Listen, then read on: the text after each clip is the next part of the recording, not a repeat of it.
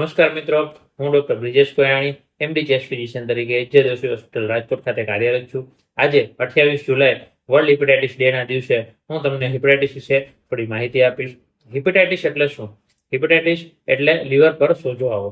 આ સોજા આવવાના ઘણા કારણોમાંથી મુખ્યત્વે બે કારણો છે, જેમાં એક છે ઇન્ફેક્શન. ઘણા બધા વાયરલ ઇન્ફેક્શન છે જે હિપેટાઇટિસ કરી શકે છે. બીજું છે ઇન્જરી. લીવરને થતી ઇન્જરી દરમિયાન પણ હિપેટાઇટિસ થઈ શકે છે, જેમ કે વારે વારે લેવાતી પેનકિલર દવાઓ, આઈવી ડ્રગ એબ્યુઝર્સ અને દારૂ સિગરેટ જેવા વ્યસન એ લીવરને ઇન્જરી કરી અને હિપેટાઇટિસ કરી શકે છે. WHO કરેલા એક સર્વે પ્રમાણે હિપેટાઇટિસનું જો સમયસર નિદાન, યોગ્ય સારવાર અને પૂરતું રસીકરણ કરવામાં આવે તો 2030 સુધીમાં અંદાજે 45 લાખ જેટલા મૃત્યુને અટકાવી શકાય એમ છે. તો આપણે વાયરલ હિપેટાઇટિસ વિશે થોડી માહિતી લઈશું.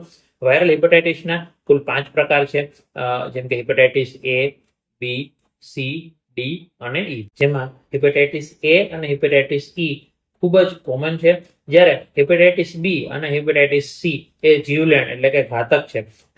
અંદાજે ટોટલ હિપેટાઇટિસથી થતા કુલ મૃત્યુ દરમાં 90% જેટલા મૃત્યુઓ હિપેટાઇટિસ B અને હિપેટાઇટિસ C ના કારણે થતા હોય છે.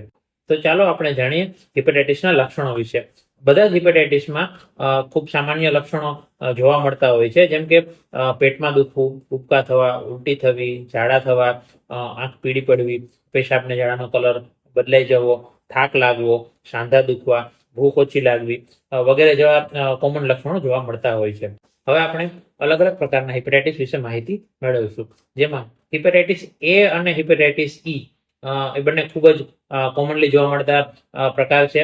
આ બંને ટ્રાન્સમિશનનો મુખ્ય રૂટ ફિકો-ઓરલ રૂટ છે, એટલે કે હિપેટાઇટિસ A અને E એ દૂષિત પાણી પીવાથી, બજાર અને હોટલનો અખાદ્ય ખોરાક ખાવાથી, તેમજ હિપેટાઇટિસ A અને E ના દર્દીઓના વપરાયેલા કપડાં, વાસણ, એમનો એટો ખોરાક વગેરે શેર કરવાથી થઈ શકે છે.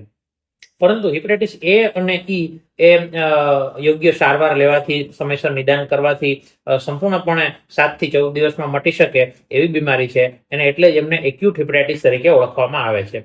જ્યારે એની પરોક્ષમાં હિપેટાઇટિસ B અને હિપેટાઇટિસ C ને ક્રોનિક હિપેટાઇટિસ તરીકે ઓળખવામાં આવે છે, કારણ કે એવા દર્દીઓમાં વાયરસનું ઇન્ફેક્શન લાગે અને દર્દીને હિપેટાઇટિસ B અને C ના સિમ્પટમ આવે એ વચ્ચે મહિનાઓથી વર્ષોનો સમય લાગતો હોય છે.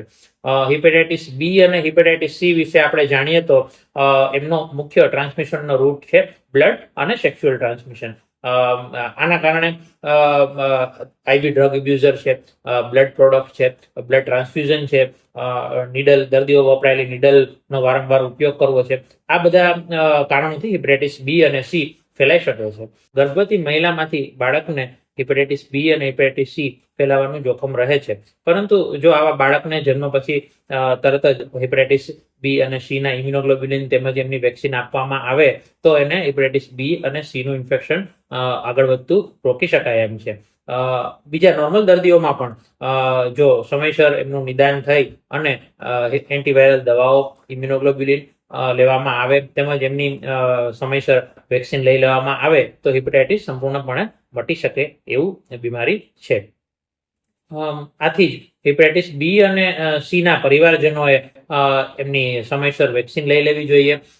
આ સિવાય જે માણસો હેલ્થકેર પ્રોફેશનલમાં છે, ડોક્ટરો, નર્સિંગ સ્ટાફ, લેબોરેટરીનો સ્ટાફ, બ્લડ બેંકનો સ્ટાફ, તેમજ જેમને બ્લડ એન્ડ બ્લડ પ્રોડક્ટ સાથે કાયમી અવરજવર રહેતી હોય છે, એ લોકોએ હિપેટાઇટિસ B અને C ની વેક્સિન અચૂક લેવી જોઈએ. તો આવી જીવલેણ હિપેટાઇટિસની બીમારીથી બચવા માટે આપણે શું કરવું જોઈએ, શું ધ્યાન રાખવું જોઈએ? યોગ્ય પોષકયુક્ત આહાર લેવો જોઈએ, ફળ, ફળાદી અને લીલા શાકભાજીનું સેવન વધારવું જોઈએ, તમાકુ, બીડી, આઈવી ડ્રગ એબ્યુઝ અને દારૂ વગેરે જેવા વ્યસનોથી દૂર રહેવું જોઈએ. હિપેટાઇટિસના દર્દીઓએ પહેરેલા કપડાં છે, એમના વાસણ છે વગેરેની યોગ્ય સફાઈ કરવી જોઈએ, અલગથી સફાઈ કરવી જોઈએ. હિપેટાઇટિસ દર્દીએ વાપરેલા રેઝર છે, બ્લેડ છે, ટૂથબ્રશ છે વગેરેનું શેરિંગ ના કરવું જોઈએ. પ્રેગ્નન્ટ એટલે ગર્ભવતી માતાઓએ હિપેટાઇટિસનું નિદાન અવશ્ય કરાવવું જોઈએ અને યોગ્ય સમયસર હિપેટાઇટિસનું રસીકરણ કરાવવું જોઈએ. હિપેટાઇટિસના દર્દીઓએ બ્લડ ડોનેશન ના કરવું જોઈએ અને હોસ્પિટલમાં હંમેશા ડિસ્પોઝેબલ સિરિંજ વાપરવાનો આગ્રહ રાખવો જોઈએ.